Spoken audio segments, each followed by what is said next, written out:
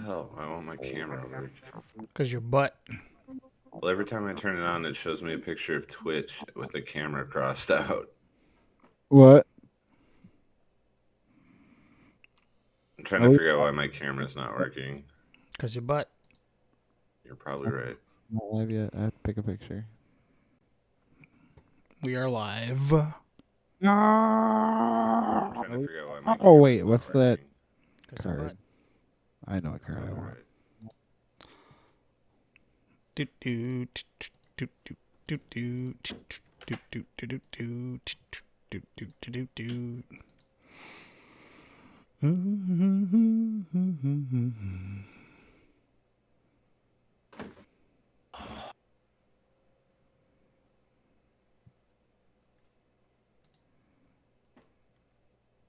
What the hell?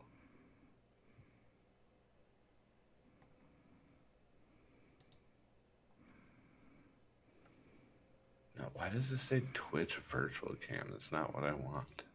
Because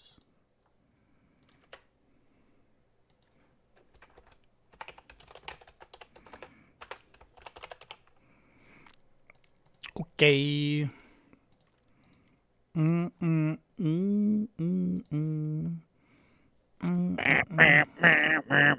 on.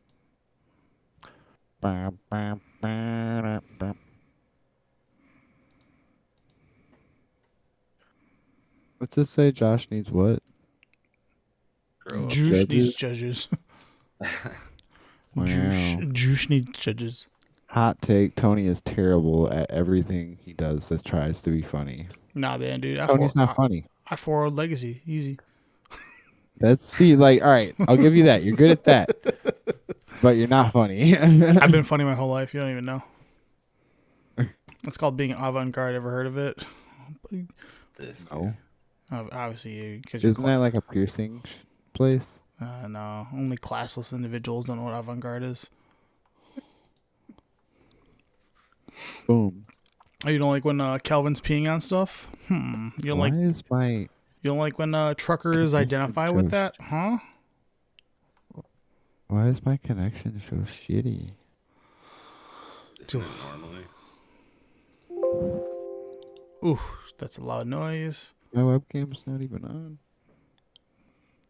I'm plugged up. I don't know. My camera won't work. Whatever. If not, I'm not funny, then this isn't funny. You can't keep getting away with it. I don't know why I get amusement out of bad drops, but I enjoy it. That's what it is. Why does sound like my speaker's blown out? It's because there's like a guitar picks rattling on top of it. All right, now my camera should be on. What are the chances that JB is just napping?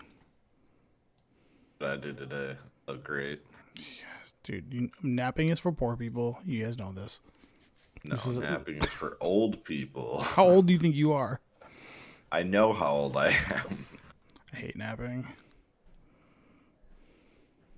I hate it, but it feels good. Looks like Josh is coming out of the dinosaur's butt. I mean, it's an improvement. In your face. There it goes. You did it. Sick. Sucked. I wanted to show off my new tie-dye hoodie I got.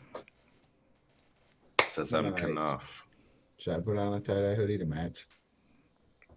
I don't know what happened to your mic, but it became farts. Who, me? What? Yeah, I think you're going through You're your. echoey. Probably going through, yeah, because I had to. Somehow he muted himself. Impressive.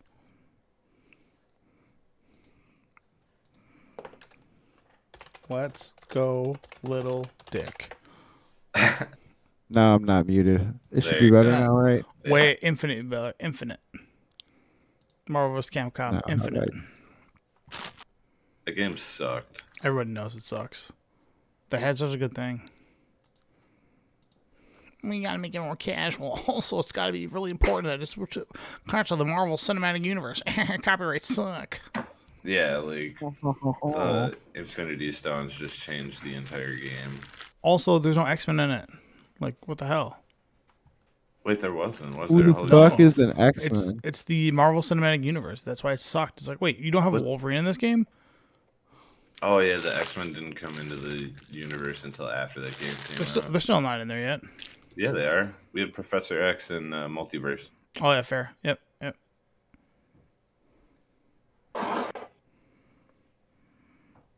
I thought for sure in WandaVision they were gonna drop like Blah, blah. Fuck, I guess can't they hear did myself. introduce the Quicksilver X-Men version in that one. yeah. Just been waiting on that mofo. I'm interested to see how they're going to connect Deadpool 3 to the Marvel Universe. Yeah. When did that movie come out? Like next year, late 2024? I think next year. I love that they're giving Hugh Jackman the old fucking X-Men outfit, Yeah. the yellow and blue. I hope they did what they did with the first go around of Endgame or whatever, where they just did not show it to like anything. Like they didn't reveal Yeah. anything. It was like kind of all low key hidden. He's been good, so well, I got to watch the next episode, but the first episode was pretty good. I think the second one doesn't come out until tomorrow. Yeah, it does. Yeah. I'm just saying I need to watch it. First one I was really lost. It was hard for me to follow. I was like, Just what? because it's been so long. I don't know. It's just like it's a lot of layers, and now Yeah. he's hopping. Well, now he won't hop anymore Yeah, because short round saved him. yeah. I thought they were like, oh, we're just gonna kill off that dude right now. Just like Oh, that. on Wilson. Yeah. I was like, oh hell yeah, dude, get him out of here. Give him Look, the he's boots. the best. Yeah, I guess. Morbius. Yeah, It's Morbin time. that was such a meme. I was. It was so prevalent of a meme. I actually thought he said that in the movies. It's Morbin time.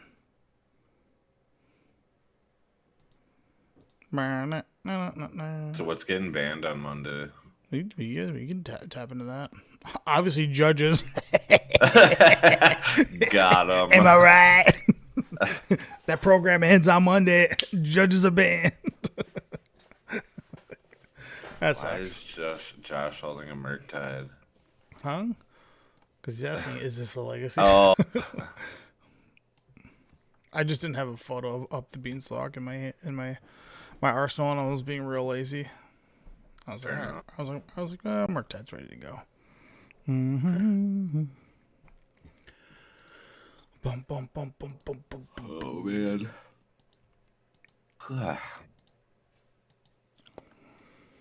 All right, JB is definitely napping. That's okay. Let him sleep. Poor baby needs to regenerate. God damn it! Why won't stupid fucking camera? Do you have your stream application open? I don't. Maybe open it and close it. See if it's a camera issue.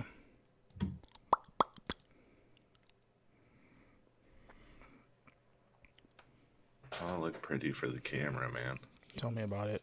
All I've been doing is all summer long and all fall. I've just been gaining weight. It's the best. I know the feeling, man. Well, I'm at a PB The other baby. day, the other day, I like sat down on my stomach, like kind of like folded over, and I was like, "Oh God, I need to start like doing stuff."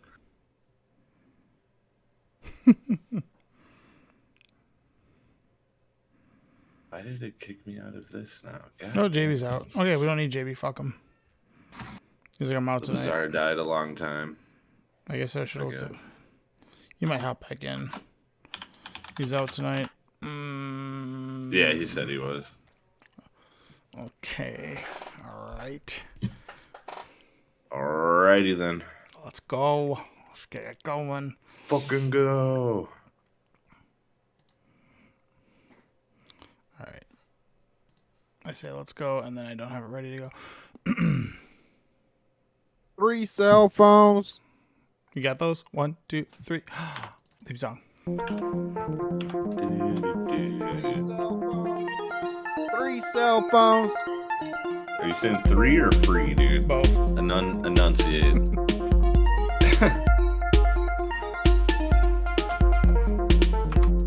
This song is too long, but I don't give a fuck. I want it to be long forever.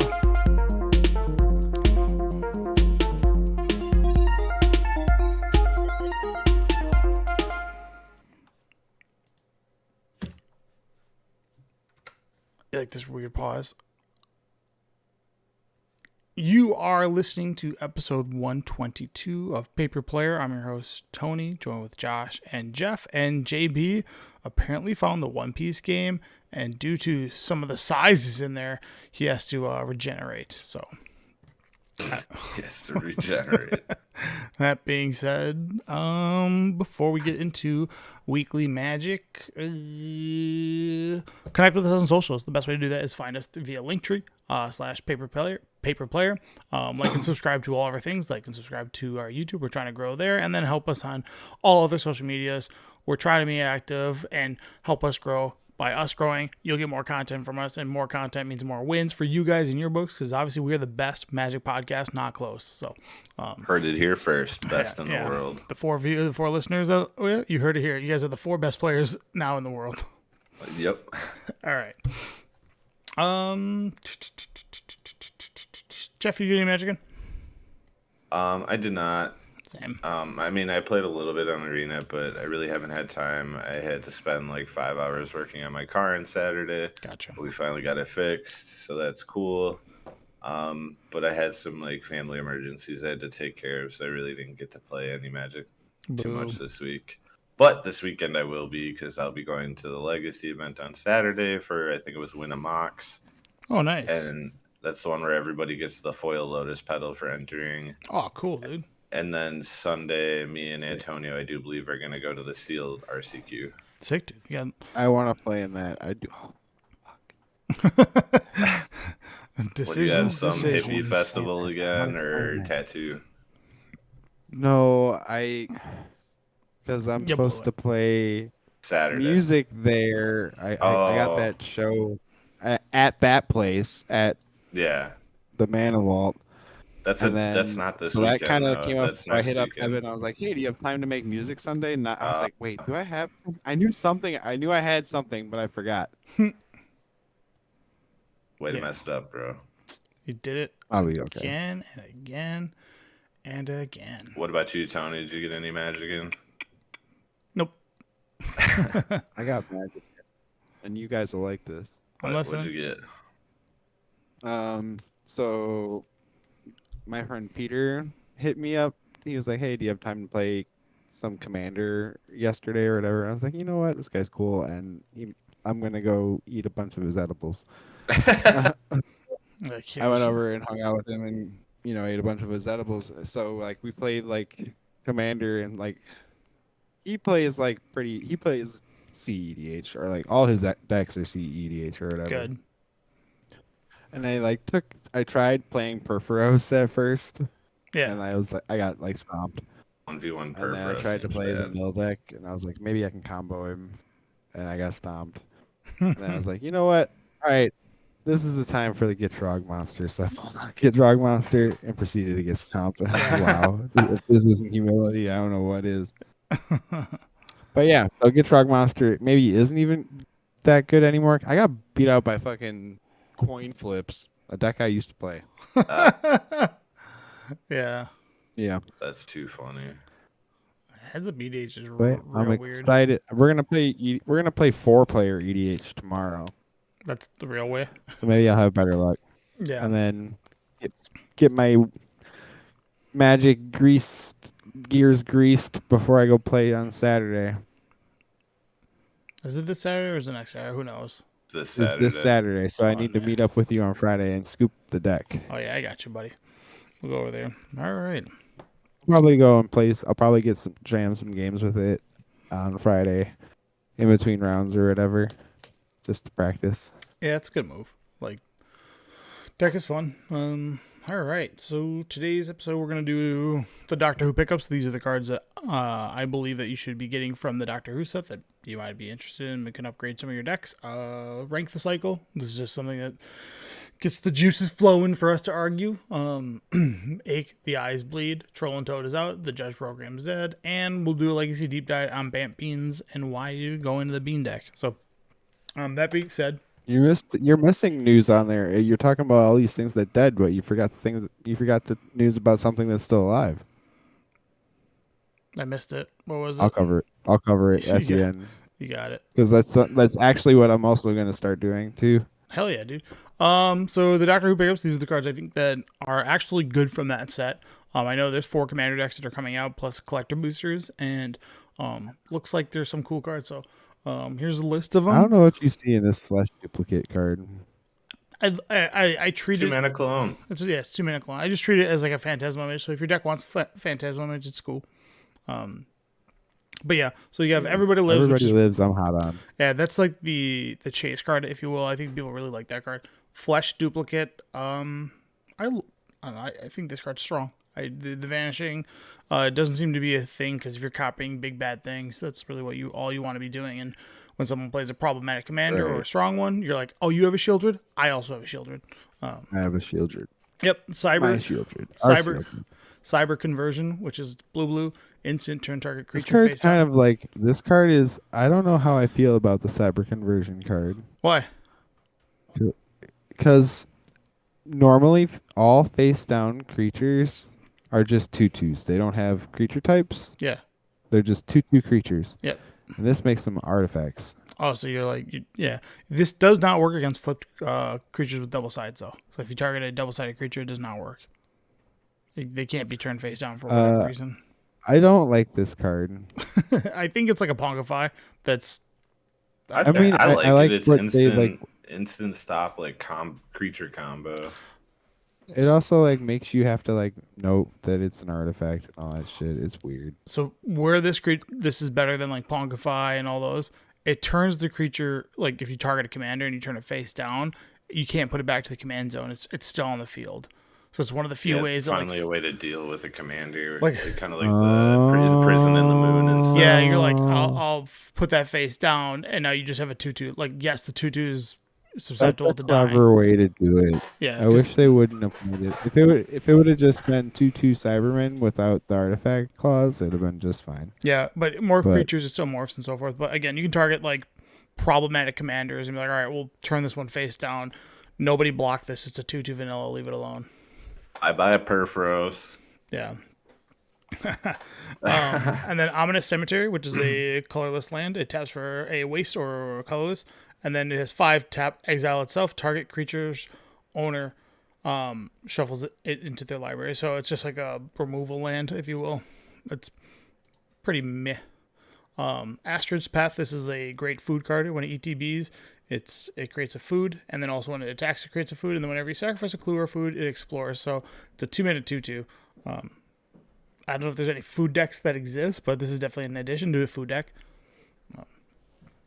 Kraken Time, it's just white and 3 for an enchantment with vanishing 3, and then when it ATBs and at the beginning of your pre-combat phase, exile target creature an opponent controls until it leaves. So this with like a proliferate decks means it just every turn it's exiling something.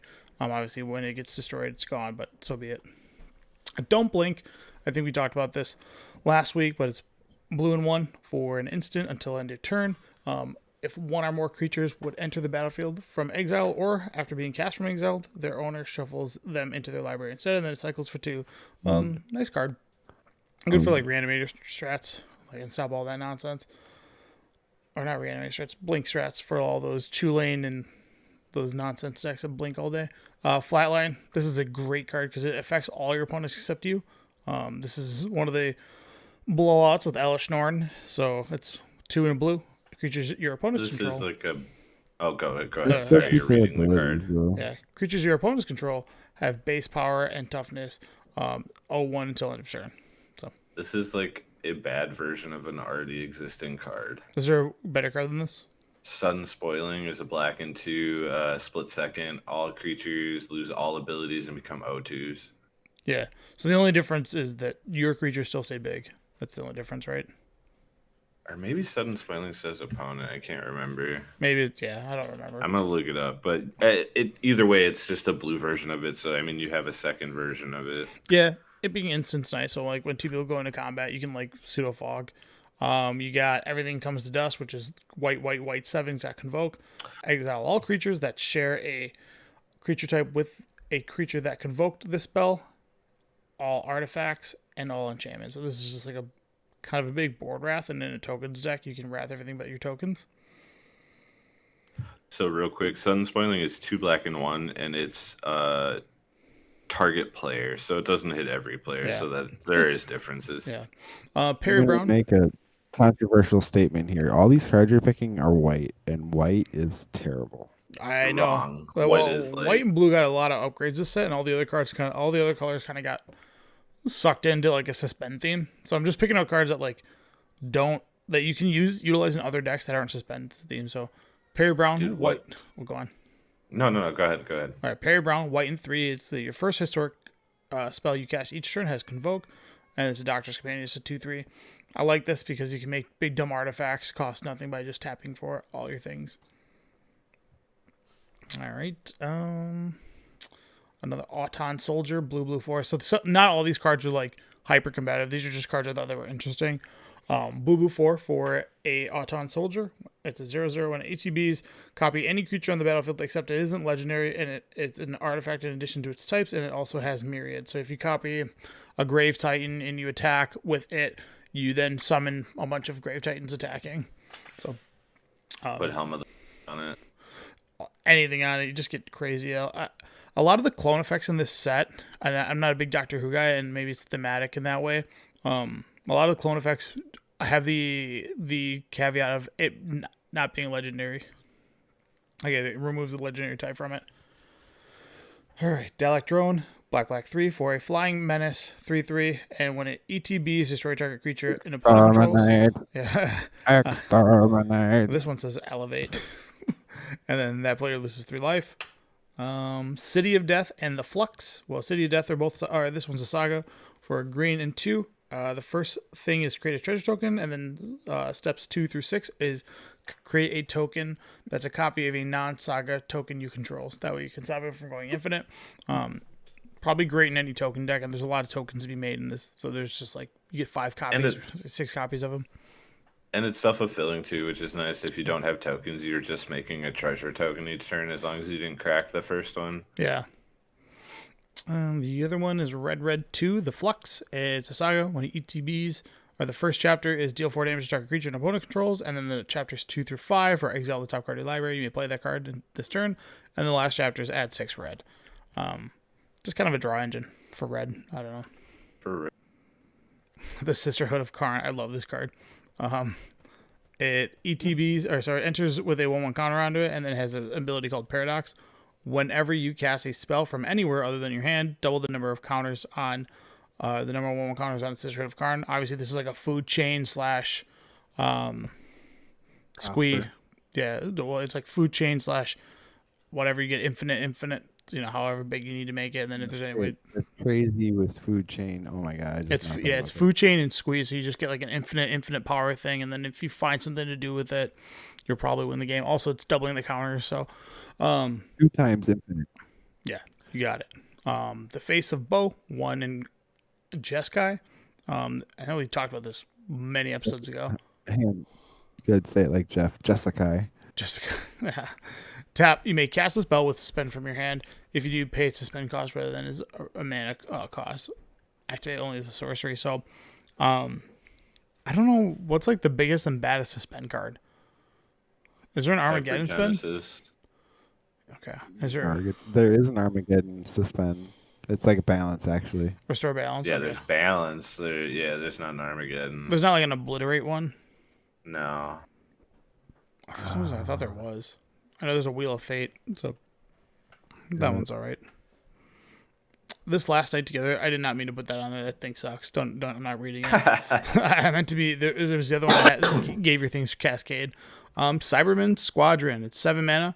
Non-legendary artifact creatures you control have Myriad, so it itself has Myriad, and then your Blightsteel Colossus also have Myriad now. So how many ETBs? Can you have more than one instance of Myriad on one creature? Probably. I'm assuming if you have like 7 instances, like if you stack these, like if you made like 7 of them, yeah, probably. Look, yeah, because when these attack, they're Myriad triggers, so you'd have more ability. I know they like leave at the end of combat or whatever. Yeah. Yeah, it's so weird that they leave at the end of combat. The Master Multiplied, which is a Rakdos. I like this card. Yeah, me too. Red, black, 4. It's got Myriad itself, and the Legend Rule does not apply to creature tokens you control.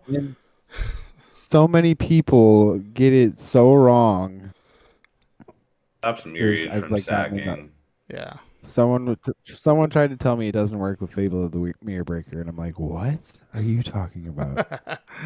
Yeah. And then triggered abilities you control can't cause you to sacrifice or exile tokens you control. So the idea is you attack with it, you get 2 more copies of it, then you attack with all of them, and they make copies, and then it kind of just like It's real out of hand. yeah, exponential. Displace dinosaurs. Green 5. Historic permanents enter the battlefield under your control. It becomes a 7/7 dinosaur in addition to its other types. That's it. It's a 7/7. So obviously this is Card's going straight into Darkside. cube. Oh my god, I love this card. card's sweet, dude. Dockside, it's over. Dinosaurs. Now That's when my people play background. Dockside, instead of like fumbling around, you can just win. Like, hey, you 7/7 have, treasures. Yeah. what's the you just get more It impact should have been armors? 6/6s with trample though, is what they should have been. You wanted, yeah. Sorry, that's not a Doctor Who thing. But yeah, this with a saga. So how it works is the saga becomes a creature, but or not the saga. Sorry, the battle becomes a creature, but it cannot attack nor block. Our battles aren't historic spells. If you had a way to make them historic, Oh. like if there's cards that say like everything comes in with artifact in addition to its type kind of thing. Like Mycosynth Lattice. Yeah. Yeah, same thing. Because like I know a lot of people get that mixed up. They think all enchantments are historic, and they're not. Yeah. So you have Time Reaper. Dude, Time Reaper's sick. Is this card cool? I like it. For some reason, I thought this got commanders. What's up, Hunter? How you doing? Whenever Time Reaper deals combat damage to a player, put target face-up card they own in exile to the bottom of their libraries. If you do, gain 3 life. Probably did get commanders, but maybe the commander zone isn't technically exile. Yeah, because that's like a free way to just add commander tax to people. I don't think it is. And then reverse. No, it wouldn't add tax because tax only applies when they cast.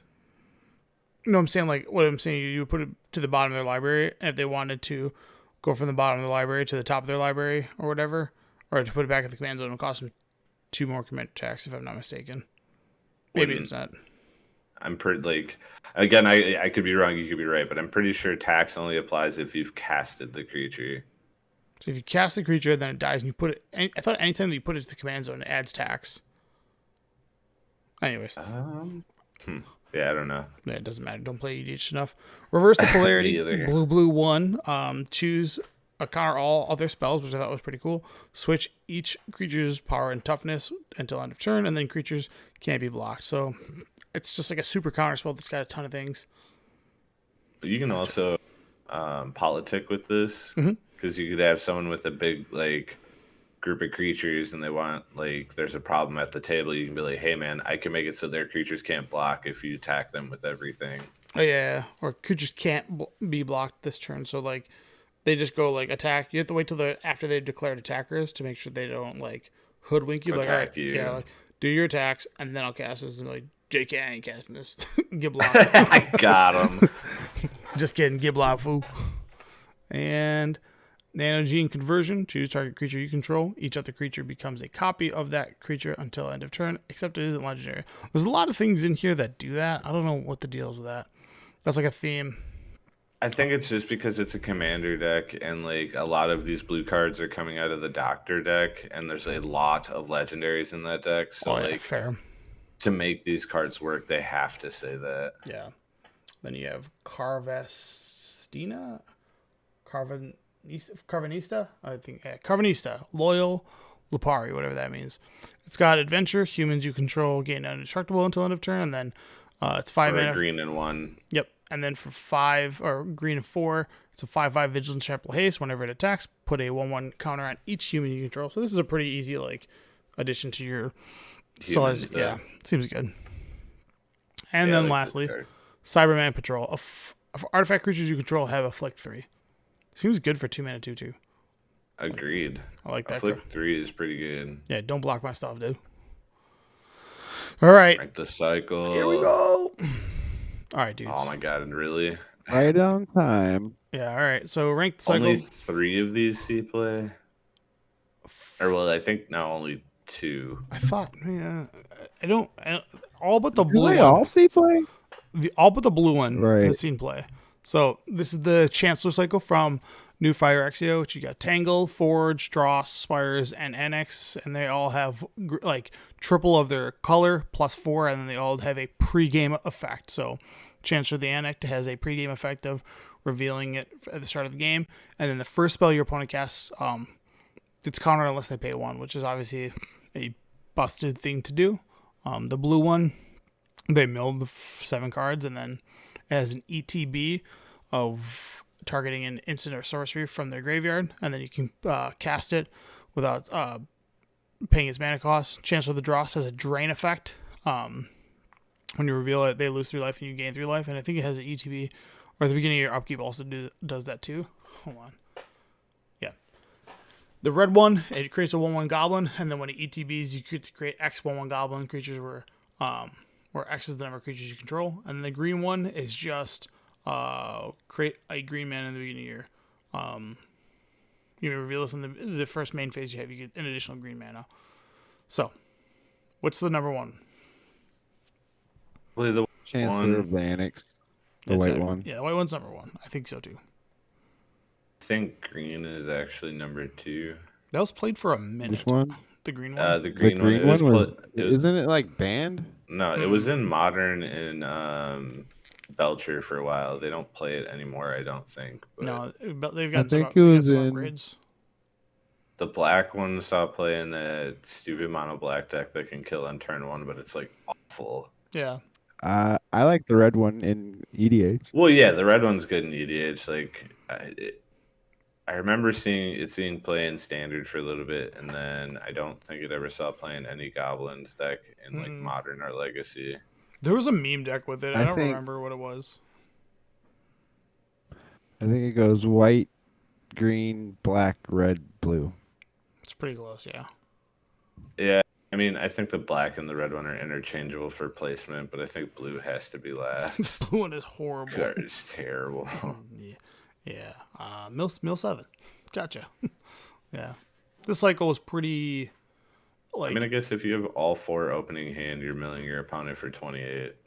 But then you have 4 of these in your hand. yeah, what does your opening hand look like? These aren't You better hope you archive. have subtlety. These aren't archive traps, yeah. This should have been mill 13. Then it would have been, Agreed. then it would have been a respectable card. But 7's probably the right number. All right. And then next cycle is the original Dragon cycle Man. from Kamigawa.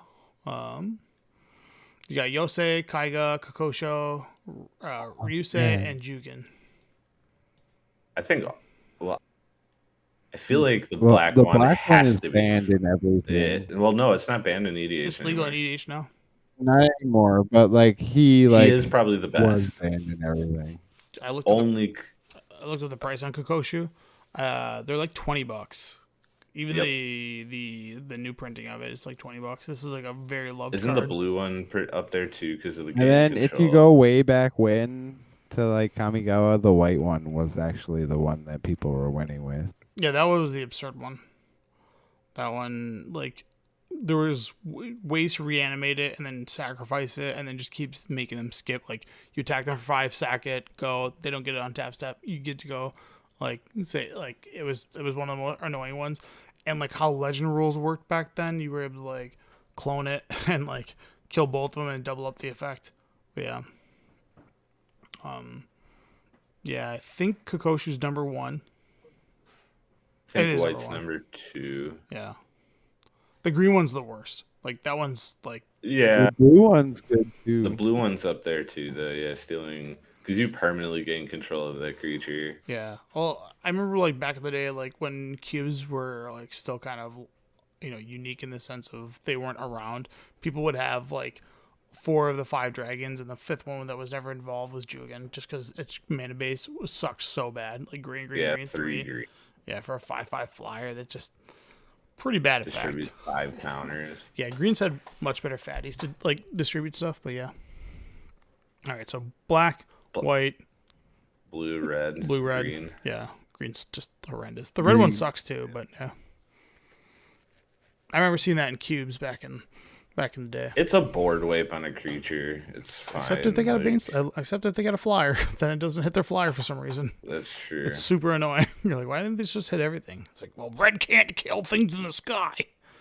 It's like, all right, that's it. I just wanted to show you this.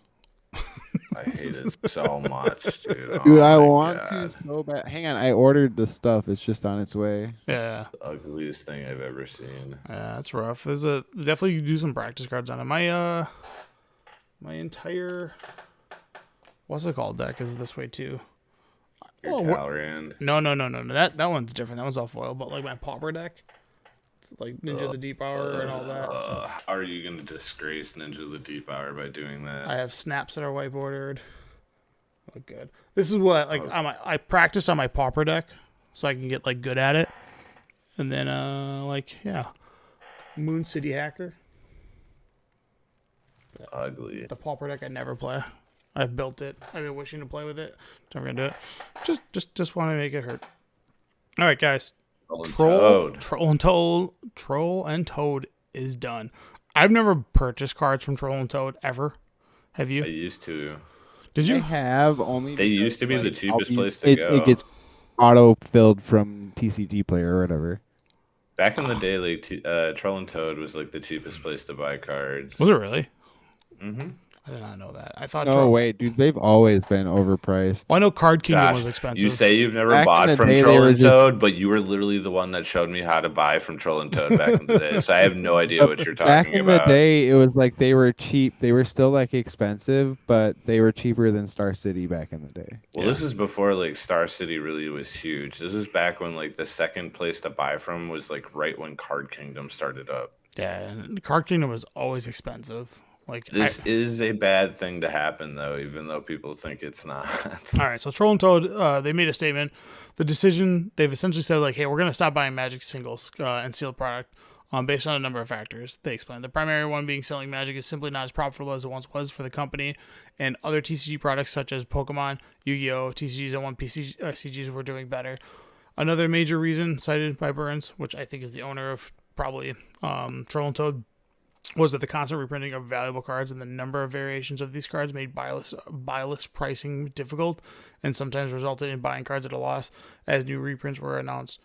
Troll and Toad's management was also spooked by the reprinting of the non-legal reserve list of the Magic 30th edition, anniversary edition, deciding to no longer take a risk to kind of get in there, and then so again, decided to no longer take the risk that WotC may do it again one day by not carrying the reserve list singles. So again, Magic's not profitable for the company right now, and so other TCGs like Pokemon, Yu-Gi-Oh, and Digimon, and all the other ones. So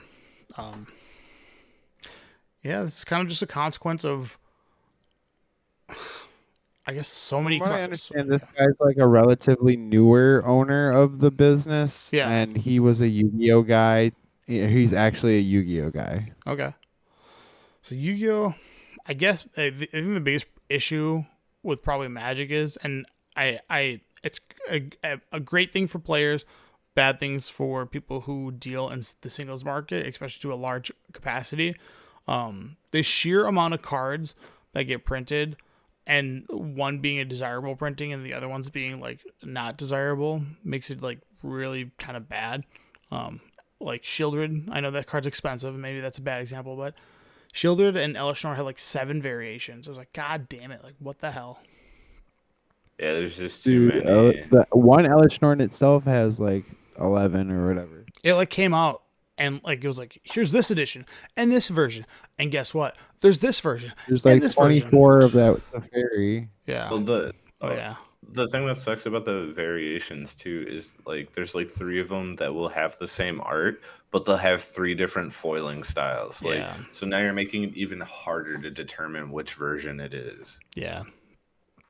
Do you guys remember the the- days where you would just open up like a Worldwide box and you would be like so excited to open up a Jace, and now you're like, I opened up the Chase card, but it's not the right one. It's not the super cool Yep. division. Like, this isn't the right Ristic study. The only thing that is good about it is that there's 7 different versions. So I feel like more tend to be opened, Mm-hmm. and there's always a cheaper version of a card. Like if a card's resting at like $40, there's normally like a $20 version that Yep. no one wants.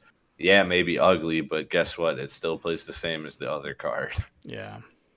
So for like online vendors such as these guys, where they do like buy lists, where they send you can mail them your cards and they buy they buy things that come in the mail and so forth.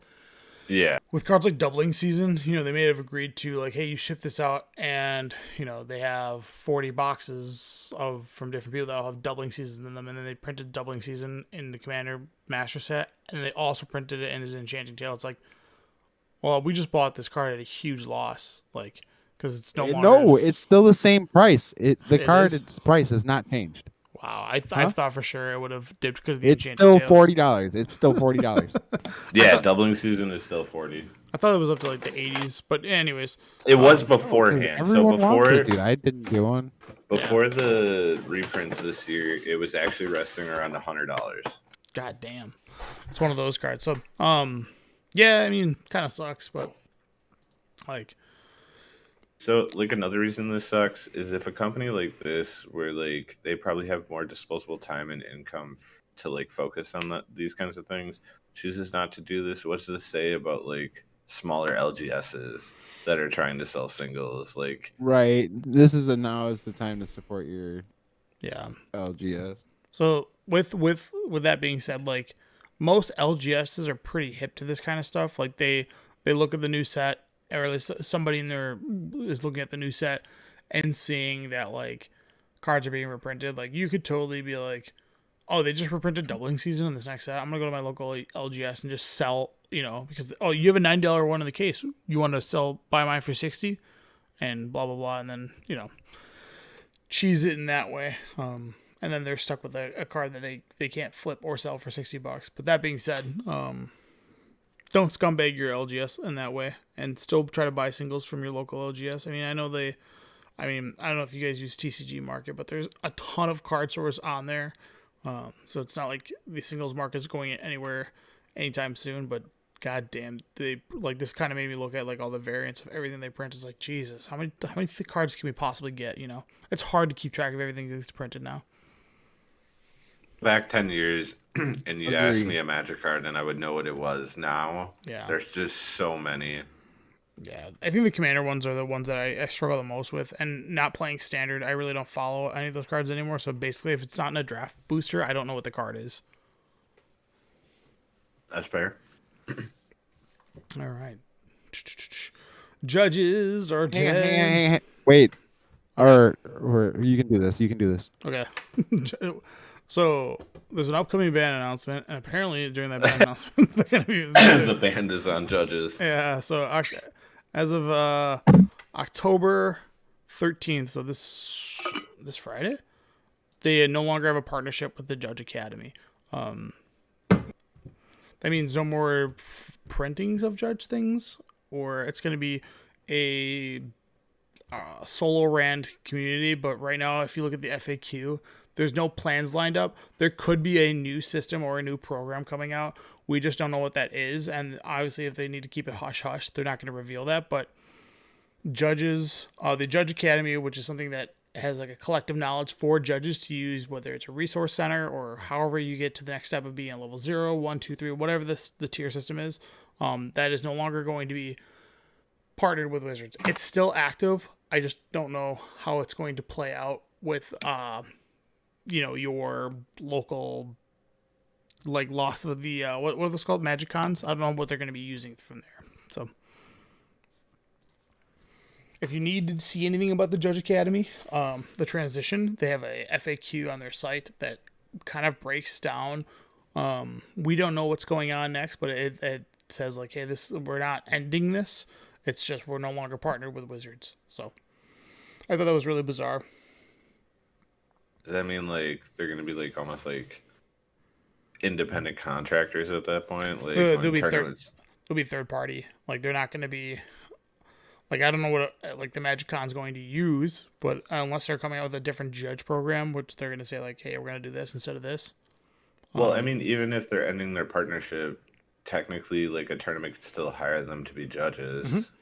It's still some form of authority of like, hey, you're in an L1 and L2 and L3, whatever that may be, whatever the levels. I think there's only 3 levels, or L0. An RCQ only requires, well, now I guess an RCQ really doesn't require any level because it's no longer connected to Level watching the 2 show. is what I thought. Yeah, but yeah, I think judges they do a lot for the community. And I hate that their support, even if it's like the dying cards they get are basic lands from Wizards, which is kind of a slap in the face from there, for their cool judge program. But whatever event that requires a judge for RCQ, like you can totally just like tack on $5 per entrant, and then just that money goes straight to that judge. Like there's no reason why it should, like, if an entry fee is like $30 and you can make it $35 and just give all the extra $5 everybody throws in just straight to the judge, and that's how it should be. Like that's how I would try to support judges in that sense. I think that's a great plan. Agree, dude. They should pay them. Well, it's like what I would like to do for like a judge to compensate them for their time, because they don't get to play in the event, and yes, that is, I mean, they play an important role in the community, and then like their time has to be valuable, and it's also them giving up a Saturday or Sunday, right? So let's say if it's a 30-person RCQ, everybody throws in an additional $5. That person walks away, and I think it should be given to them in cash, even though the store might not do that. They get $150 in cash. Their gas and travel should be compensated, and their lunch should be bought. And then maybe the store throws them a booster box, because back in the day, like judges used to just get compensated in like Magic product for like big events, and I was like, this is absolutely ridiculous. Like, I remember the Gen Con I went, or no, not Gen Con, it was a GP I went to. yeah, A friend of mine was a level 2 judge. yeah. And he said the choice of compensation, this was from Star City, was like 3 booster boxes for the weekend, or like, I think it was like $250 in store credit for Star City. God damn, dude. They paid for the hotel rooms, but did not pay for the travel. And they stopped paying for hotel rooms a long time ago. Yeah, I mean, that's all right. That's something. Paying Yeah, for the but hotel dude, room. that's your entire weekend of working like 10 hours a day, dude. probably more Like, than that, because you got to get yeah. there before, and then you get that's not great compensation. Like, no. yeah, Especially it's a considering not back then at booster all. boxes were like $90. yeah. Here's 3 boxes that you got to go flip at a loss. Yep. You know, Or hope to God you open like the. Well, I guess there was more valuable cards and packs back then. I think it's still just an awful, like, being compensated like not in money, in product but is, feels like, terrible. it's the absolute worst. Especially if like you have a job and you're calling off from your job, or like Oh yeah, dude. asking off to go do this. Yeah, I implore that all local LGSs that are running an event, just throw $5 on top of your entry fee. I don't think if any player is like, nah, I'm not gonna pay $35 for this event when it should be 30. It's like, you can go kick rocks. Shut up. How about this though? Like, I think that depends if you're like specifically hiring a judge for the event. Yeah, 'Cause of a lot of the course. time, RCQs don't call for anything above a level 0, I do believe. You know, you can have your store judge do it, and they just gotta be Yeah. You don't need So it. like, if they're already working, like I feel like Oh, that's you're totally not really that's going totally out of your way. I'm saying like you hire a judge to come in, Yeah. and do the whole nine. Like he does deck checks and all that stuff, you know. But Yeah, that's, agreed. That's a custom that's kind of gone away. Josh, what do you got to add? Because we're moving on from this. I like the judge promos. I still think they should give those out somehow.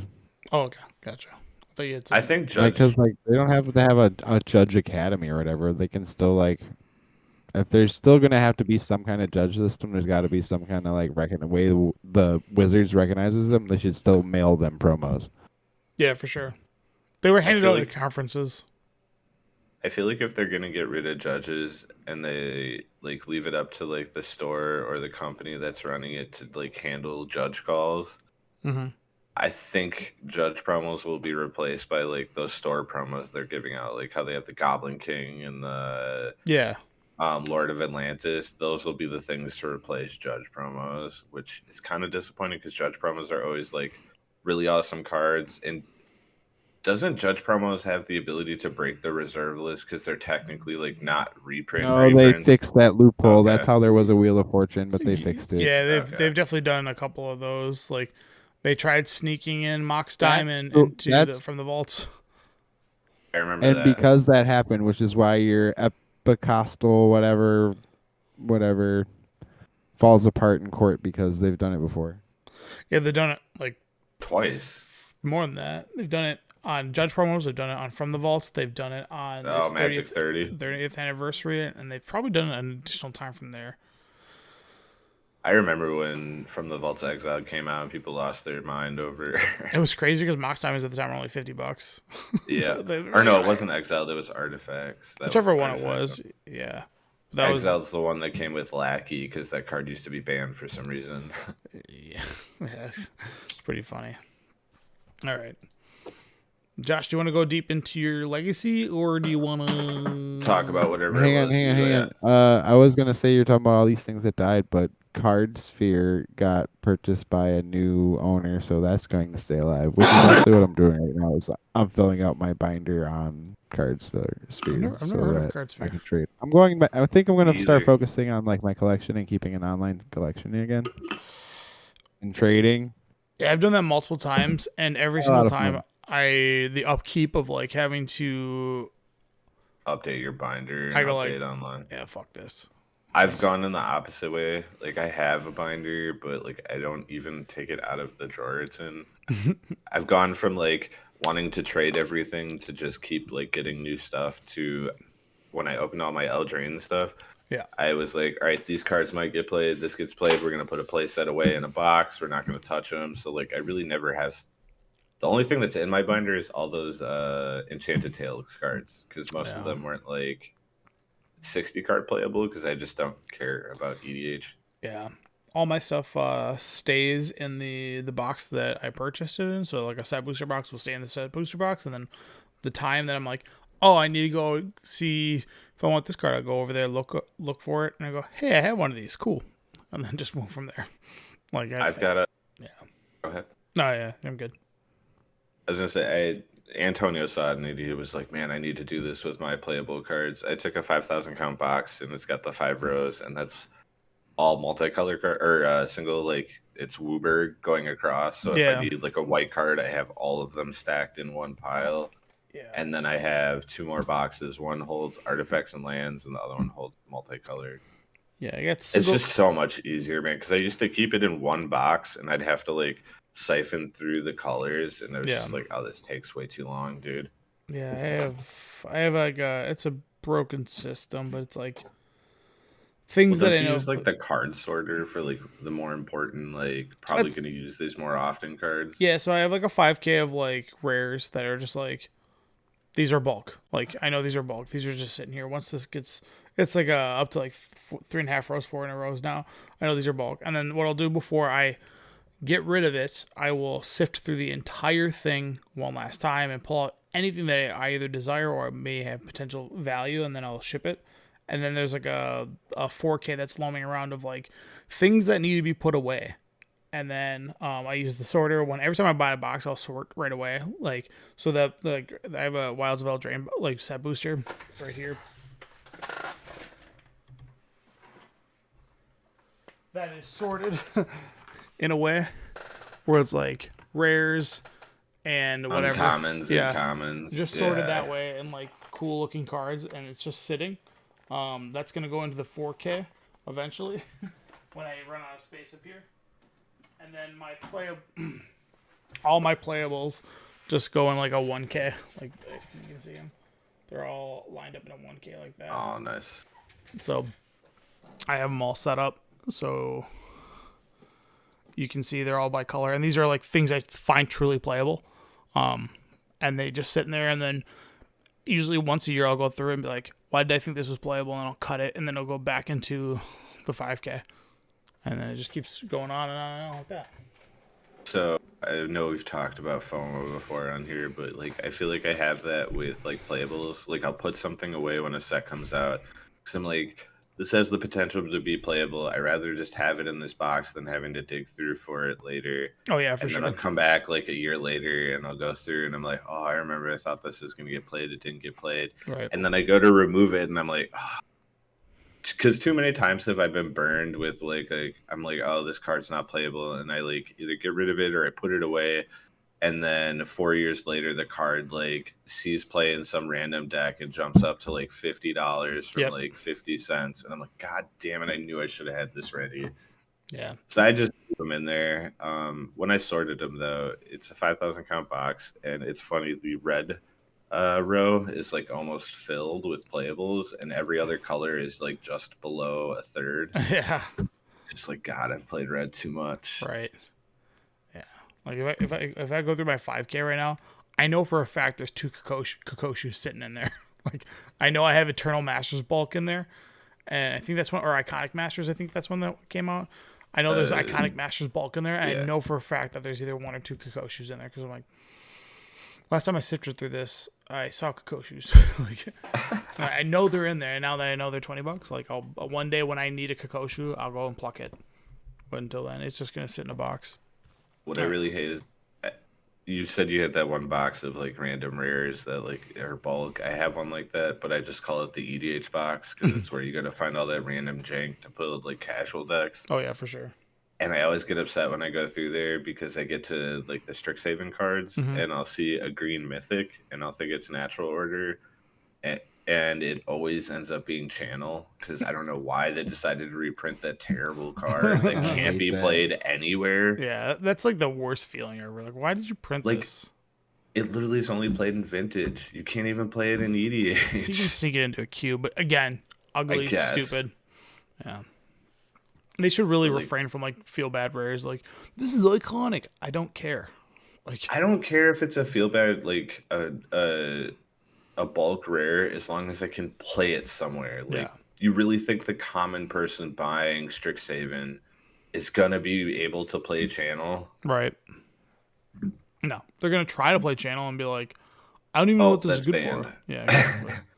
All right. Well, and like, I feel like the art on the like English one in the Strixhaven was really ugly, so I feel like no one in Vintage was gonna want to play it anyways, and no one in Q is gonna, because they want a black bordered beta. Yeah. It's like, I would, if I had a black bordered beta, I would force myself to play Vintage. Right. Anything that's good in that format, anyways. All right. This deck is dumb, dude. Why? It's dumb. It's fun. Like, I'm not saying in a bad way. No, like, I know. The fact that you can just play an enchantment and then you have a bajillion different ways to just like be tapped out and your opponent does something, you're like, I'm gonna draw a card and counter that. Yep. Like, Force of Will literally at that point just costs 1 life. Yeah. It doesn't even cost the card because you're Correct. replacing it. Yeah, it's pretty cool. So this is the deck that Josh is going to take this Saturday. It's the one that I 4-0'd with a what's it called, FNM, and there are variants of this that are 5-color variants, but this is a Bant deck, and it's barely Bant because really the only Bant card you have in, or the only green card you have in the main deck is Up the Beanstalk, but the rest of the deck abuses Up the Beanstalk with cards like Murktide, Triumph of St. Catherine, Terminus, Temporal Mastery, Force of Will. Those are all the cards that trigger Up the Beanstalk, and then it's your standard blue-white list, so you get to play cards like Swords of Plowshares, Teferi, and strong cards out of the sideboard such as Carpet of Flowers, Submerge, Terminus, and whatever else you have going on. But this is the deck I think Josh will be playing. I don't know if you're going to make any alterations to it. You might want to add, like, you could cut a Terminus and add a 4th Murktide, but really I like having the exit button. But why do you want? Go on. I was gonna say, Ooh, quick I want question. to put a Jason here. No, Doesn't don't fit. do it. Doesn't fit. And it doesn't trigger up the beanstalk. It's so bad. Or did you get another temporal mastery? No, I'm gonna keep it at 2. I think so. There's a lot more over this last 2 weeks. It went from like two Bant Bean decks to like 9 Bant Bean decks because I think more and more people are playing it. Now that it's kind of taken off, like the Haruyu event like discovered it, and usually when the Japanese come out with like a cool list, it starts to spread kind of a lot on Moto. So, what was your The question? you said there was like some 5-color versions, but you'd rather keep it 3. What do they add from red and black? Leyline Binding.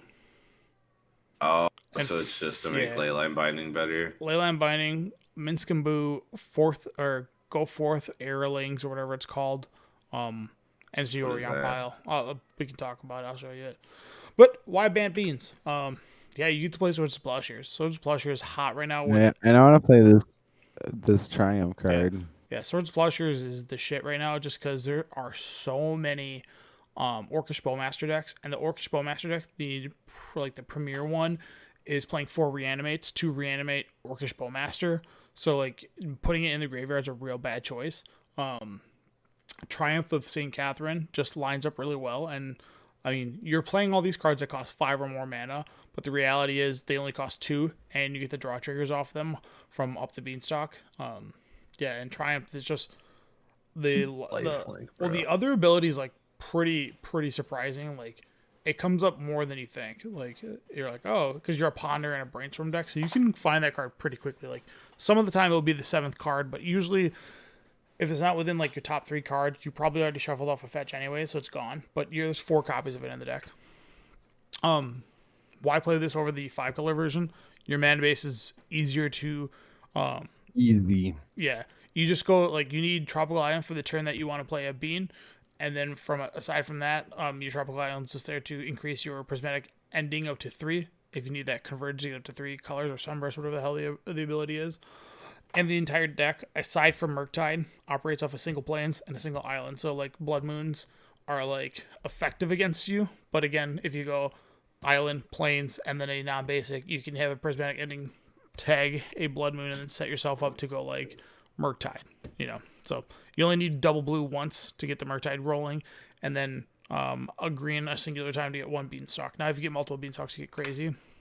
And then your finisher of both Murktide just closes games out. So the old like blue-white decks all used to use like Entreat the Angels, which was just like this really horrendous card to play because it was so awkward to draw and doesn't pitch to Forcible. Murktide gets out of hand quick. Like an 8/8 flyer that you can protect usually just closes up most games. And it's like the backbreaking play against all like these other fair decks. Like here's an 8/8, the game's gonna end in 2 turns. You have to make a move. So the metagame right now, this is the number 1 deck probably, which is just Dimir Scam. Yep. It's got 4 Griefs, 3 Murktides, 4 Orcish Bowmasters, and 4 Trolls. The deck plays 17 lands. It gets away with that because it gets to play 4 of those Trolls. And then it's got, Daze, Dismember, Drown Unlock, Fatal Push, Force Will, Lord, Reveal, Brainstorm. So it's really a greedy deck, and you can abuse it because, 1, their mana base isn't great because they're playing 4 Wastelands themselves, and you get a lot They of... have 6 land cyclers. Yep, they have 6 land cyclers, so like you can get away like this is not something that's unfamiliar, but if you really wanted to get that deck, you could 100% Wasteland and Underground Sea and Surgical their Underground Seas and leave them with 3 lands that can tap 4 colors for the rest of the game. Like you can cut them from like playing their deck. Now the deck does operate off of cards like Reanimate and so forth, so they can kind of get away with a lot, but they won't be able to cast Murktides or anything of that nature. So that is a play pattern you can go. Sorin's Ransom, is that the 3-mana spell? Yeah, Or, that card's 2 cards hard. face down? Yeah, that card when it's cast against you, it is difficult to make the piles. It's fact or fiction, but if you look at the deck, the low density of lands, a lot of the times you're giving them you're showing either a land and spell, and then you're hiding 2 spells, or sometimes they just reveal 4 spells, and you're like, God damn, like these are stacked piles. Like it's a difficult decision. Another thing in the metagame is Doomsday / your Storm decks. These are pretty obvious and great cards that they're playing. These also kind of dick around with cards like the One Ring, and then some of these lists play the Beseech Tutor now. Again, Beseech the Mirror.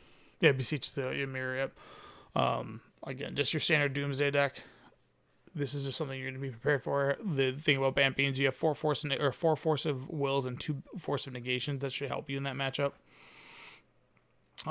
This is your standard Grixis Delver. This is just a Delver deck splashing Orcish Bowmaster. That's all it looks like. So again, nothing too crazy, but again, something you need to, like, these decks with their really low mana bases is kind of crazy to look at. Then you have, this is the 4-color version of Bant decks. So out of all the decks that you'll probably go against, if you run into this one, this is going to be the one that you have the hardest time against, because they're doing the same thing you're doing, except they have a larger swath of options game 1.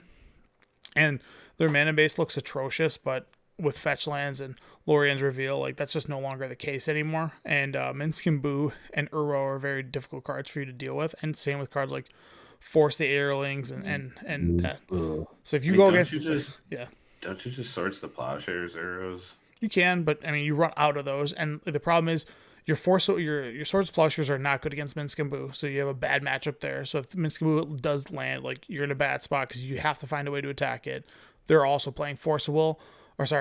They're also playing Swords to Plowshares and Force Solitude, so like your end game threats are just gonna get bodied, and they're also playing Up the Beanstalk and the One Ring. So like they just have so many angles of attack, and your deck is not necessarily like putting pressure on their mana base, and you're also not putting pressure on them from like a gameplay standpoint. So they're just gonna go this really long extended game. And you're also playing a Beanstalk deck, so if you're Beanstalking and they're Beanstalking, you might deck out because you're both Swords of Plowshares, or you guys are both throwing Swords of Plowshares at the most relevant spells. So it's not an easy matchup. If you run into this, you're going to have a hard time. Your mono blue decks, there's multiple versions of this. Your classic Ancient Tomb decks, which have 4 Urza Saga and so forth. There's multiple lists of these. There's paradoxical outcome versions. Say it again. They don't run the turtle anymore? There's versions of this. I'm just showing like the most recent versions. Oh, my bad. Sorry. Yeah, no, you're fine. This is just a version that's going to beat you with Walking Ballista, because you're able to generate so much mana and off of Paradoxical Outcome. And then you have, this is a Death and Taxes matchup. They are all white-black now, because obviously Orcish Bowmaster is insane. Orcish Bowmaster, just don't play into open 2 mana, whatever. Again, this is a Yorion pile. Usually when they're revealing Yorion, it's going to be one of 2 decks. And yeah, they have Thoughtseize, they have Swords to Plowshares, they have Solitudes and Skyclave Apparitions, which work against a lot of your deck, but the name of the game is get Murktide down, throw every Force of Will to stop them from stopping it, or get the 5/5 Lifelinker down, because their entire deck does not line up well with the 5/5 Lifelinker. And obviously be aware of Orcish Bowmasters. Then you get your Reanimator. Pretty straightforward. They're going all in on either getting Archon or Atraxa or Griselbrand. Any one of those, they're going to go Exhuming to him, just counter the spells, move on. And lastly, your lands decks. They usually beat you one of 2 ways. One is just straight up Dark Depths. They're going to use their Dark Depths combo with Thespian Stage, make it 20/20, or they're going to go a long route. And you want them to go to the long route because the short route demands an answer right away. If they go the Urza Saga route, you definitely have like get out of jail free cards in that matchup to kind of beat them, and it gives you time to set up. So, all right. So, the Dimir Scam Plan, right? This is their deck. This is the most common version of it. Most likely, they're going to be bringing in cards like Force and, well, they don't bring in Force and Negation, but they'll bring in Shieldred's Edict, maybe a Dress Down, and then Dauthi Voidwalker. And because they are a fair deck, they're going to be boarding up Force of Wills. You're going to be keeping your Force of Wills in because they trigger, but the cards that you're going to cut, for the matchup, these are the major cards or the major players that you need to watch out for. obviously Orchestrable Master. Don't play into 2 mana. Lead with Ponders if you can, because you can always play Ponder, bait out the Orchestrable Master, run into a position where you can Swords it, and then get your Ponder to resolve, and they're left with a 1/1 Mass Creature, which is not a factor in the matchup. Also, you have Daze in your deck, so you can use Daze to your advantage. Grief is just going to be a pain in the ass. There's no getting around that. The upside is if you do Miracle, any of your cards, all the Grief plays are kind of out the door, especially because a 5/5 Lifelinker trumps their entire deck. And this is the card we were talking about earlier, Sauron's Ransom. This card is very difficult to play against. Yeah, it's cheap, and because like the ring tempting does matter to an extent, because it can make some of their stuff unblockable. Because just so it's one of those like added effects that doesn't come into play, but when it does, you're like, God, this is kind of annoying. And then they reanimate. So your reanimate's going to be a significant part of that plan. But because your deck has Terminus, Swords of Plowshares, Prismatic Ending, usually reanimate's not a factor. So your sideboard plan is going to be board out your Force Negations, cut a Daze. You don't really cut a lot from this matchup because you're already geared to win in the game 1.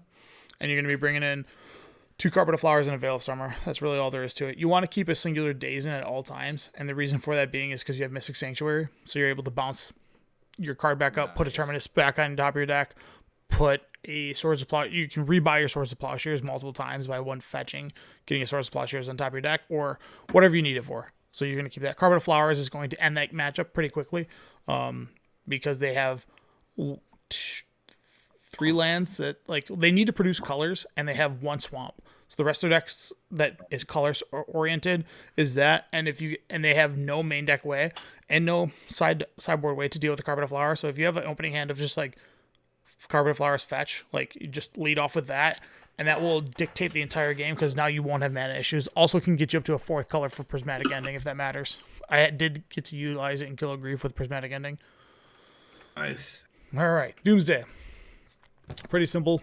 You're gonna keep all your counter magic in, take all your removal, your Swords of Plowshares, and Terminus comes right out. You don't want any of that stuff. Bring in your Surgical Extractions because you can mix up their Doomsday pile if need be, or just hit key spells such as LED, you name it. Lavinium means that if you get this early, they have one of 2 choices. They can either wait to do it at the end of their turn or the turn they're going to pop off, and most players will go LED, Lotus Petal, go, and they won't go all off in one, but sometimes they do.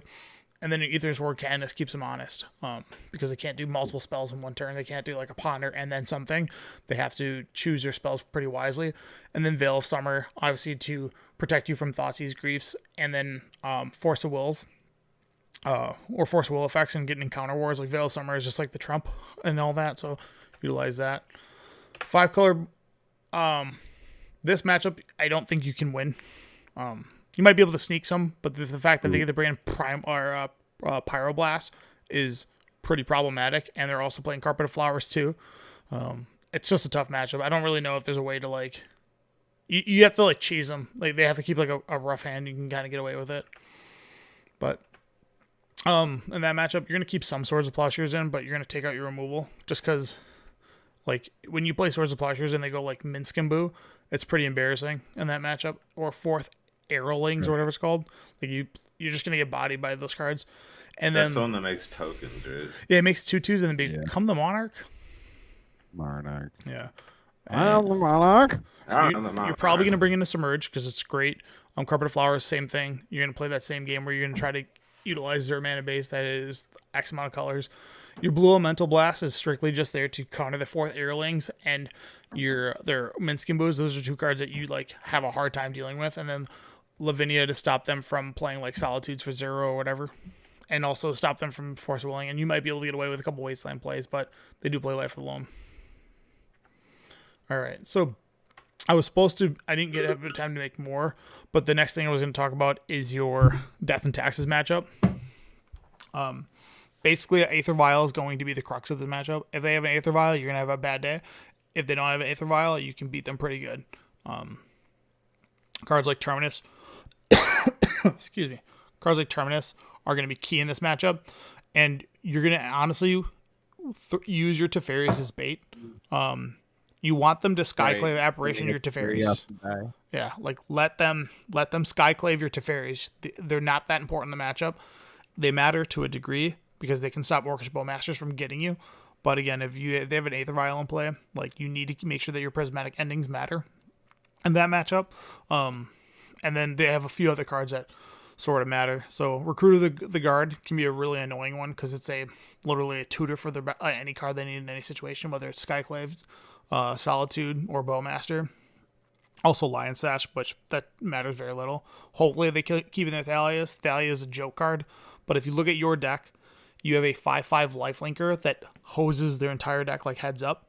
And their Stoneforge plans don't matter to you because the games usually don't go long enough where they're equipping their Cauldron Complete. So when they Stoneforge and go get Cauldron Complete, you're just like, okay, like I don't care. It's not like it's a hand they'll keep, but it's not a play pattern that's going to matter just due to Swords of Plowshares and Prismatic Ending being able to get the Germ token. Like, you just don't care about that card. You want them to get that. If they get Umezawa's Jitte, a little bit different, but your cards are 7/7s and 5/5, so the likelihood of them having 5 counters on it and they haven't already won the game is pretty unlikely. Don't forget that you can Prismatic for 1 white and hit the token. Yeah, that's what I'm saying. Yeah.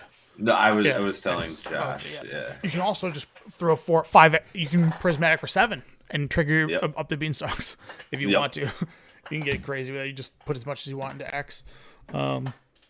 Again, Orcish Bowmaster is going to be problematic. Mother of Runes is a distraction. It is cute, and yes, it can turn off your Swords to Plowshares, but your Swords to Plowshares are going to be strictly for what's that card called? Does this list not have it? I guess not. Spirit of the Labyrinth. Or yeah, you can only draw 1. Yeah, that card's Labyrinth. that card is a pain in the ass, but This one's just running deafening silences. You can't cast more than 1 yeah, you don't care about that card. Whatever. If they don't have that, like, great for you. But again, like an opposition agent. yeah, opposition agent might be annoying, but your Swords of Plowshares are golden in this matchup.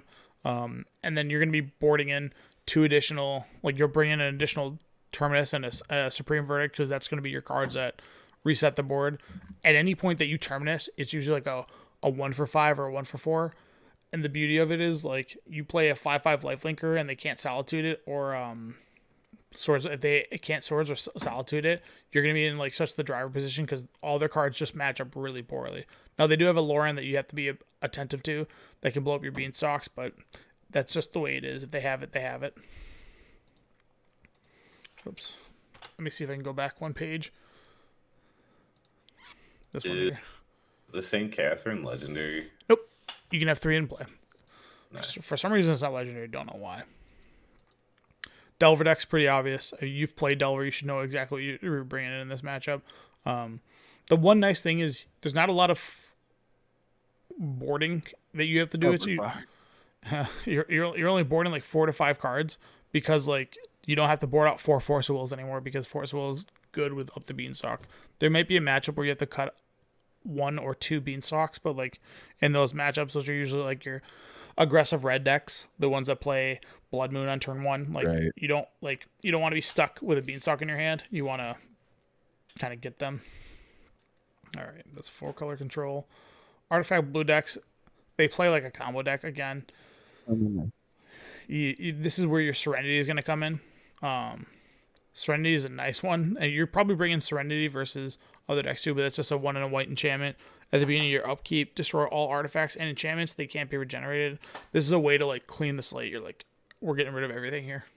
Just remember, it does kill your Beanstalks. It does, but if you have 2 Beanstalks in play and they're triggering, you probably don't need a Serenity. And if you have 1 Beanstalk in play, you're probably okay with just going like Serenity. We're going to trade these off. Yeah, Death and Taxes, Reanimator, pretty straightforward with Reanimator. Bring in your Surgical Extractions and Veil of Summers, and the rest of it's just going to be like make sure you keep a hand with Force of Will or multiple Force of Wills and just say go, and usually you can beat them. Lands, this is a very easy matchup for you. Lands has always been really easy for blue-white You hear that, context. baby? Yeah, he's probably not liking this. The reason for that is you're a Swords of Plowshares deck, and you have a prismatic ending, so you can stop their Mox Diamonds from accelerating them. You can stop their explorations, all their additional like things that they got going on, and they can't really combo kill you because of the Swords of Plowshares. Like, yeah, you can gain 20 life, and they also have a really, really bad time dealing with cards like Murktide and then the Triumph of St. Catherine. Like, they really have to go for the I'm going to beat you with Urza Saga. And as long as you're like wary of what that card is doing, a lot of your like it don't like them getting Epiphany and stopping your Teferi is like big deal. But you don't have any other activated abilities, so like you don't really care about that card. And like just make sure that you hold up your prismatic ending to grab a Shadow Spear, because if you can prevent them from having trample, like you just don't care. But they do play Seer of Resistance, which can be annoying. But again, you'll see like there will be pivotal cards in the matchup that they're going to cast, and you're gonna be like, oh, that's an engine. Stop the engine. Boom. And then obviously hold Swords of Plowshares for as long as possible. And then there's gonna be a turn where you go like 2 Beanstalks, Temporal Mastery, and you're gonna take an extra turn and draw 2 cards, and they're probably just gonna go, I should scoop this up. So God. there's other things in the matchup, but like I don't know. Overall, the deck is strong. Good. It's fun. I like up the I'm Beanstalk a lot. excited. Yeah, get some games in because you'll have to. It's been a while since I've played with Right. Miracles. Play through it. Well, just Miracles. Yeah, I have to remember like drawing with Miracles again, the way that you have to draw cards, and then I do that anyway. yeah. But with your like brainstorms, you can certainly set it up like brainstorm on turn 2 to set up your triumph for turn 3 plays, and then you'll be able to like triumph and maybe have a what's called up the best like turn 2 plays up the Beanstalk, because it just feels like you're invincible, and people just don't respect that card right now. It's on the rise, but people are just ignoring it for whatever reason. And I love it. They're just like, yeah, whatever. I was like, okay, well, game's on. And Ethan then- C's playing Modern now too. The card's good, dude. Any format that has the ability to pay 0 for a 5 CMC spell, which is Solitude's Furies, you name it, like it's just stupid. Bam. All right, that's all I got. I know I went on a rant there. Oh, no, dude, I'm kind of glad you were talking about it because I know I'm not playing the Bean deck on Saturday, but I haven't played Legacy in so long, so I needed to kind of hear. Like, What how some of these are you decks- playing? What are you playing? On like Ollie's borrowing me Gabos. goblins? Yep, Is it black Nice. red? It's gotta be black red. I do believe so. Yeah. All right. Let me see. I want to go see a goblins list. It's been a minute since I've looked at goblins. It's gotta be aggro, right? Yeah. All right, they exist. All right, fair. I think it does have combo in it too. This new combo, maybe You not. get I don't 3 remember. mind goblins. Are you playing Oh those? my god, I have to play with stickers. Mind gobbling these nuts. Oh I hope he doesn't have this version. I have a foil mind goblin somewhere. This is well, with mind goblin. You have a They're like 66%. $10 or some shit. No, they're bulk. I have a foil The galaxy foil, one. like the Galaxy foil mind goblins, or worth something. I looked up. It's $2. I have one. I was like, because you said that last week. I was like, I'm gonna go look this up, and they're worth dog shit. When they first came out, they were like $40, and Yeah. then like literally a week later, they dropped to like $1. Yeah, but this card's great because 66% of the time it produces 5+ mana. It's like the breaks are 4, 5, and 6, I believe. I don't think you, at least how the sticker sheets work out. So you might get a bad roll where it's like you only get 4 mana, but you're still plussing. But and the chances where you get 5 or 6, like you get to go this plus a I don't know. You get to Mux. choose the name, right? You have to choose the stickers, but the stickers are randomized in the beginning of the game. You have to pick like 10 yeah, sticker you have sheets. the pile. Oh my god. Yeah, that's pretty cool. Yeah, all right. Aether Vial deck. This card's pretty sweet. This Horde Master. It's real good. Yeah, this looks so different from like how they. Well, I guess this card wins the game. No Siege Gang, huh? Man, times are changing, huh? It's because Siege Gang costs mana to do his abilities. Fair. Sling Gang doesn't. This thing's 30-some tickets, but $6 in real life. It's funny too because I still like, even though Historic isn't obviously Legacy, I have Goblins built in that, and it's pretty much the same deck. Yeah. Trinisphere, Fable. the mono red I'm deck. sure I will go like 2 and 3. I'm mainly going because I want the The Lotus foil Petal. Lotus Petal for Goblin EDH. Pretty good move. I looked it up too, man. I didn't realize Lotus Petals were getting up in like I want to say they're like 15 to 20 bucks for The regular comic, ones. yeah, they're just not. They're from Tempa, so there wasn't. I think they haven't had like a. They had it from the vault printing that's foil, and then that was it. The other reprinting they had is the mystery boosters, but like that set's so huge. Yeah. God, mystery boosters. I don't know why they're tilting to me. Like they shouldn't be. I think it's tilting because like they put so many good cards in there, but they put so many cards in the set that it didn't There make is a it feel Lotus like a Petal from Mystery reprint. Boosters. I have it in the cube. Nice. Yeah, that's the one that you looked at. This is the first time that you could ever get. Well, I guess there's this one too. That's $500. Pretty cool. Pretty cool. It only goes up. It keeps going up. You have to just go like Goblin. Like this is like not a card you can find. You have to find it like the hard way. It's the last. Goblin. It's the last Goblin card you can find. I was looking this up the other day. What the hell? Card? Mind Goblin. Well, it's just blank Just Goblin. Oh God, where is it? I think Go to the end. I did. I think I screwed up when I printed it the first time. I had to go. Now I'll get it. What the hell? Where is it? There, you just went past it. Up. Up. Up. Come on, Tony. I could have swore I saw it. Yeah, there it is. At least act like you Name have. sticker. Okay. Like you wrote. Yeah. Yeah. So Creature enters the battlefield from anywhere other than Name the graveyard. sticker goblin. that's It's on the the arena battlefield. version. 9 or fewer creature names. No, What? this one. The arena version. It's so weird. Yeah, I don't know even why they put this on arena. It's like just leave it. Like who cares? Like, so yeah. 9 or fewer named name sticker. Yeah, this is why nobody plays arena anymore because arena's for shoes. Alchemy is awful. Yeah. So is this lightning bolt. Oh, that art's terrible.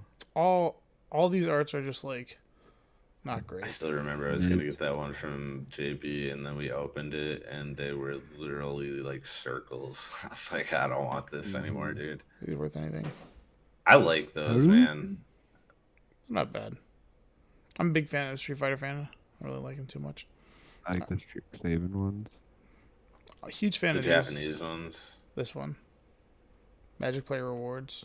That They're was like the cool, OG but good they one. feel like I don't know. The art just feels underwhelming to me. Bolt and some Dang, fool I in the remember when those sky. were $60 a piece. Those I are so remember when cool. Those were $60. Dude, weren't the cryptics like 100 at one point? They might have gotten that high. I don't know. There's something like really cool. Like there was the Wrath of God, Damnation. The Damnation's probably up there, if I had to assume. I mean, I know like everybody in the nation got one. I looked the other day. I don't have a playset of bolts that matches anymore. That would be upsetting. Oh, I don't care. The Amonkhet Invocation. Yeah, these aren't bad. $40.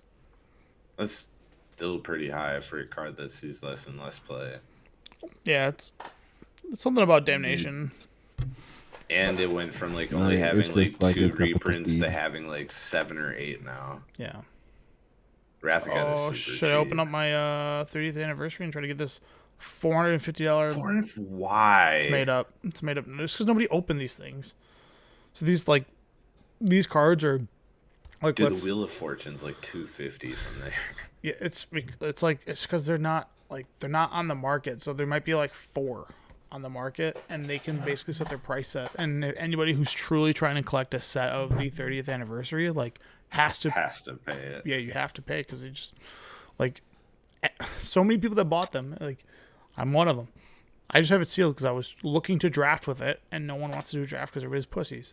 So And now they just aren't they up to like $1,600? I don't care. I'm just gonna forget about it. No, I'm not saying to sell, but I'm saying the longer it goes on, the harder and harder it will become to find. Yeah, someone to draft with. it's a waiting game, right?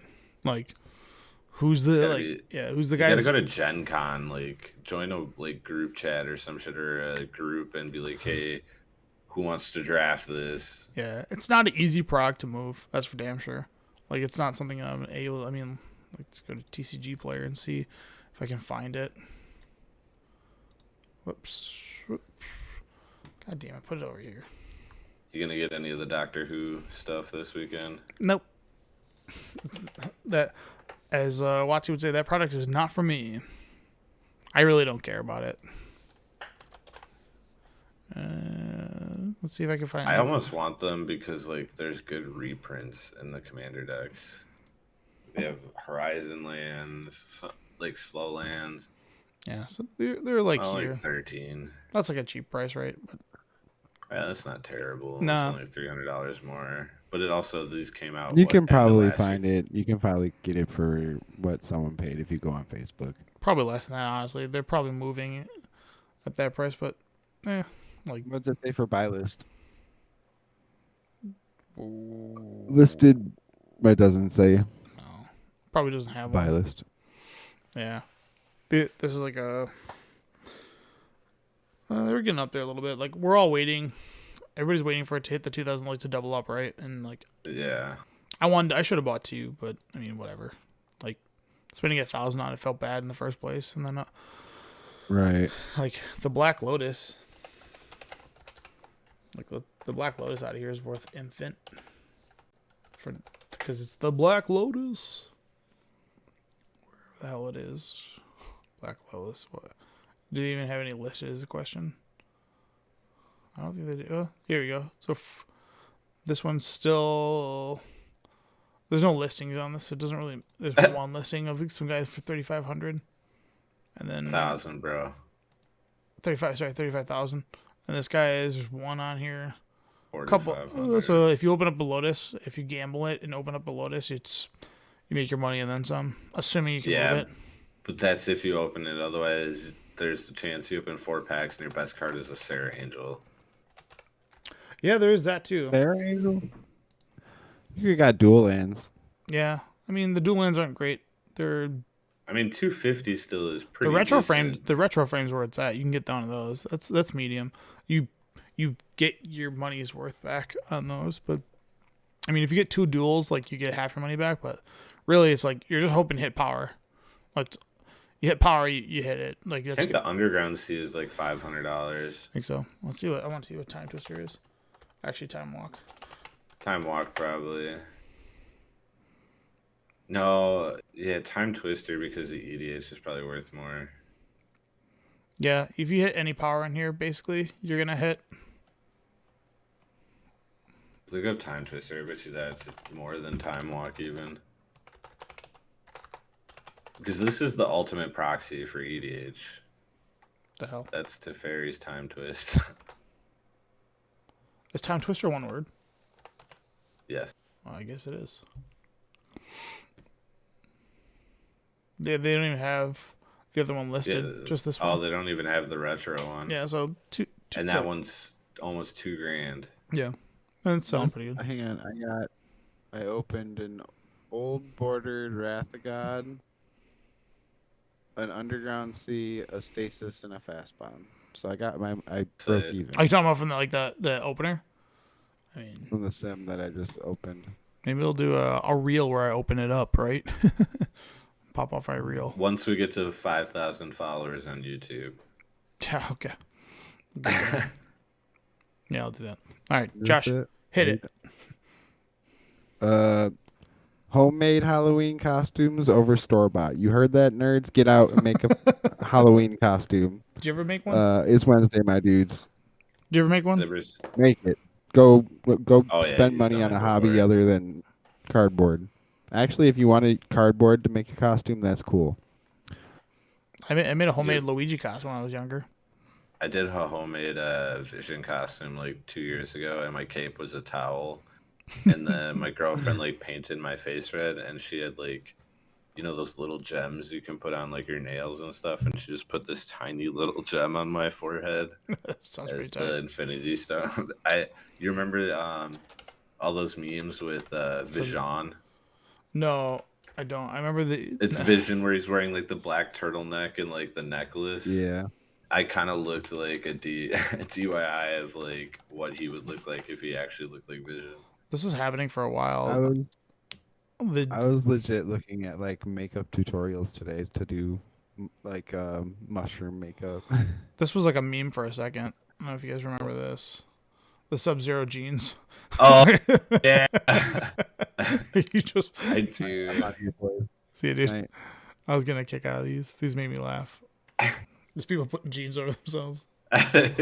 Dude, there's that one guy that always reenacts like pictures and stuff. Where That guy he is uses the household item. Yes, dude. That guy is fucking creative. Let's put it that way. All right. I also did a at home built my own McCree costume from Overwatch, but he's like a cowboy, so it's pretty easy. Yeah, you just get the hat. You're pretty much good. I use that. I have your hat head all the time. Yeah, I don't think I'm gonna. I always want to buy a costume, but every time I go to the I'm like I don't like any of these.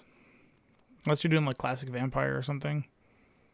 I don't have to buy costumes anymore because my girlfriend just tells me what we're dressing up as. That's so pretty I don't tight. really- Like hell yeah, let's go to Halloween Express or whatever, and we're gonna do that.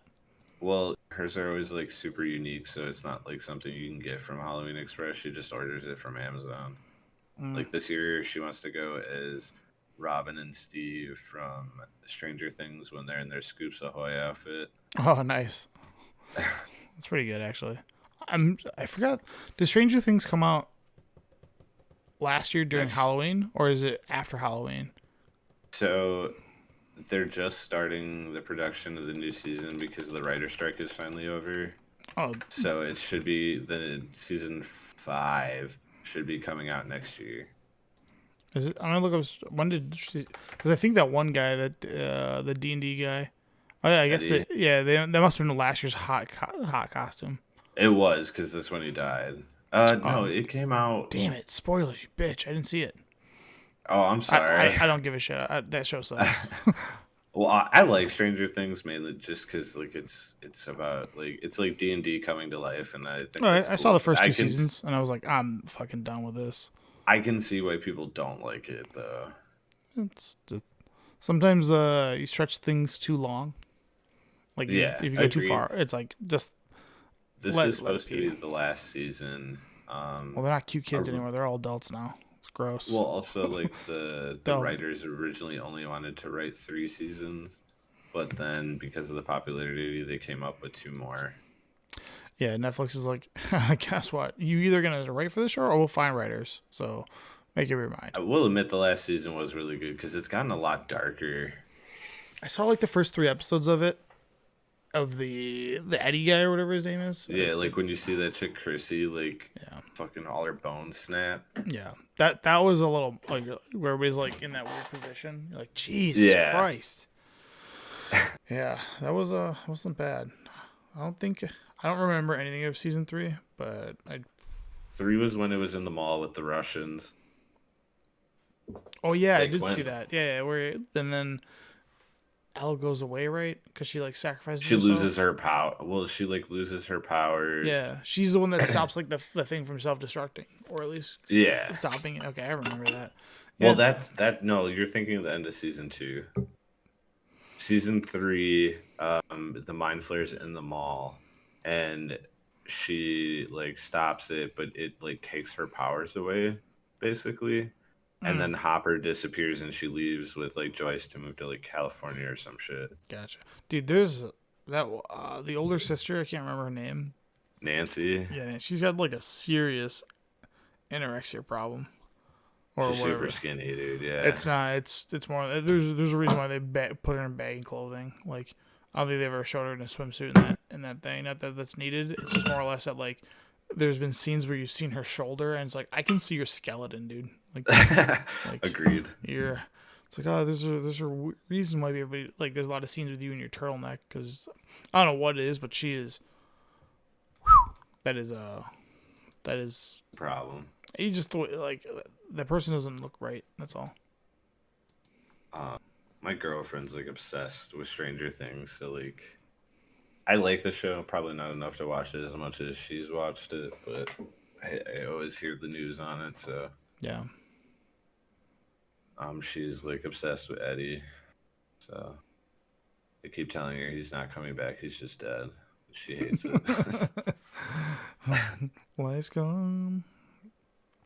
Not legal. This version of this card has a non-standard magic back. It is not legal for constructed play. Don't tell me what to do. That means it's legal to draft, though. Yeah, I know. We've been waiting patiently. It's not gonna happen. At some point I'm gonna just like pull the trigger on it. I'm just gonna get the itch one day. I'm like, you know what? Let's go see if I. How much do individual packs go? Because it might even be worth just doing 313, 300. So I mean, you rip the first one open and get a Black Lotus. You just sell the other packs. Oh yeah, that's for sure. Like once you hit, you're just like, I'm out. Like, Yeah. I have no interest in opening these other ones. So it's like you better. I'd rather get guaranteed 313 than possibly like $50. Oh yeah, it's all Because trash. there's a lot of misses in this too. Of course there is, dude. So You remember when vendors would have master packs and it would say if you open like I forgot which one, I think it was Modern Masters 2. They were like if you open Comet Storm, you get a free pack. yeah, I remember 'Cause, that. like- Like sorry that you up and out. We'll get you. Yeah, that Stores was. will never do that now. Stores have a hard time. I mean, Costco has commander decks. Oh yeah. And I've never seen Magic products at Costco. Been a member for 4 years. Yeah, this is the first time I've seen Magic product at Costco, and it's just like it's a set booster of set Throne of Eldraine, a set booster of some previous set, a commander or the D&D commander set, and then a one of the D&D decks, like one of the four. Like, are these individual displays or is it like I'll pull it a up. set box? I'll show you. I gotta find it.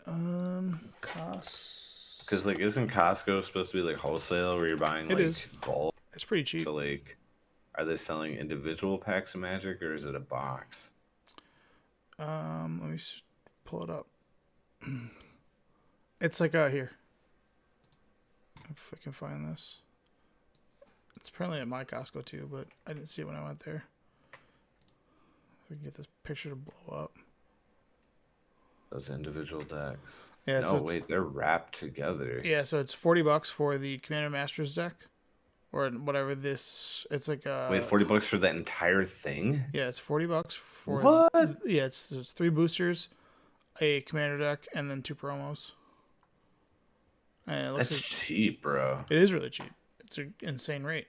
Dude, that's the perfect pack for someone to start a Commander. Like, just pick one up to pick whatever colors Yeah, it's you. it's cheaper than what you can get at your LGS. The commander decks are like the ones that are obviously overstocked. Like you have the Mind Flayer one, which I don't remember which one that one's from. There's a That was werewolf from one. There's werewolf one is not from D&D. I'm sorry, what's this red green one? Whatever is this one? Those are the original D&D ones. No, because the original D&D ones we played.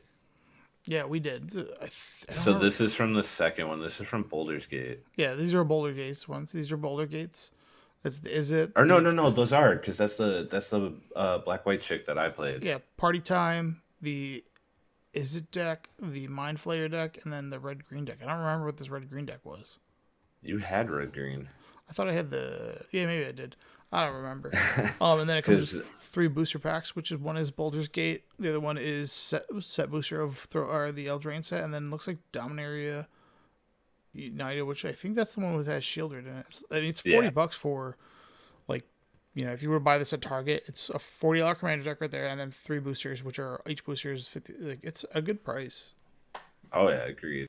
and they're obviously bulking these out to Costco, so just trying to get rid of them. And typically these are coming from like Walmarts and Targets. That's why they're packaged in that way, because they're overstock stuff.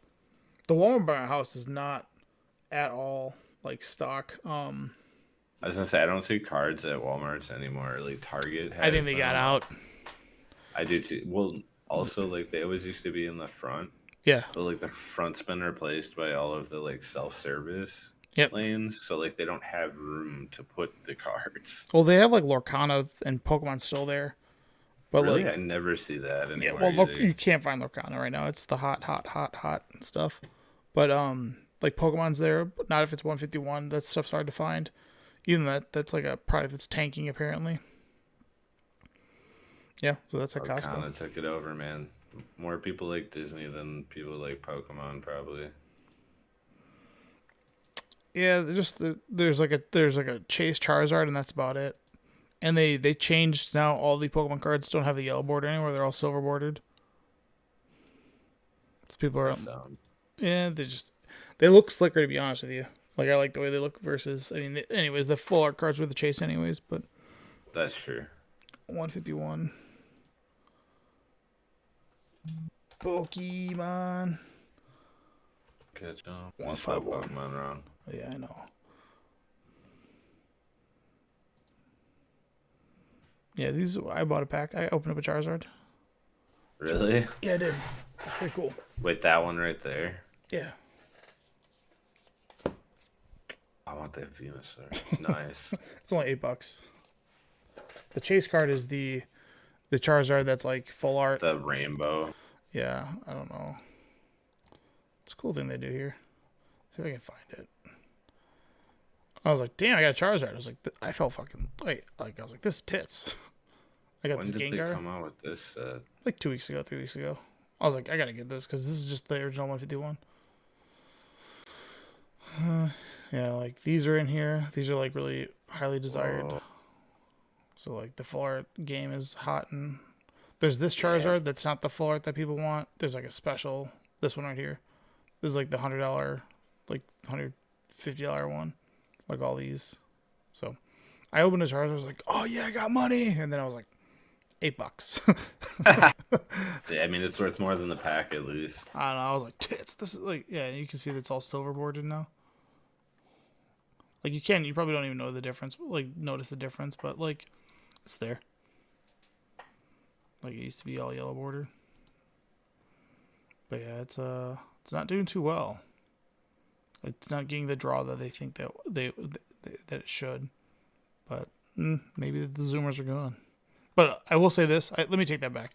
A lot of people like these things are hard to find. Like they're difficult to find.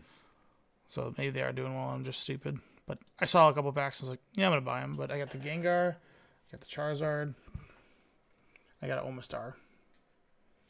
One Venusaur, an Arbok. Yeah, and it's right next to my Stabboon and my Grimer. And I got a full Krabby. Woo! It would be a cool set to go and get like all the stuff for. Yeah, like one of each. Yeah, just a nostalgia. But then you see like those other cards I just showed. It's like Jesus Christ. All right.